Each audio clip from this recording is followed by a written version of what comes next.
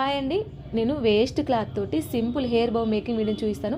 మనం ఎన్నో రకాల డ్రెస్ మెటీరియల్స్ కుట్టించుకున్నప్పుడు సాటిన్ క్లాత్ కానీ నెట్ క్లాత్ కానీ మిగిలిపోతుంది కదా. అలాంటప్పుడు ఒక్కసారి ఇలా మనం హెయిర్ బ్యాండ్ని ప్రిపేర్ చేసేసుకోవచ్చు. ఒకసారి ట్రై చేయండి వీడియోలో చూసిన విధంగా. ఇలా ఒక వేస్ట్ క్లాత్ని తీసుకొని వీడియోలో చూసిన విధంగా 4 లైన్స్గా మడవండి. మడిచిన తర్వాత సూది దారం అవసరం లేకుండా ఇలా మనం కుర్చీలలాగా మిడిల్ వరకు తెచ్చి మనం టైట్గా పట్టుకోవాలి.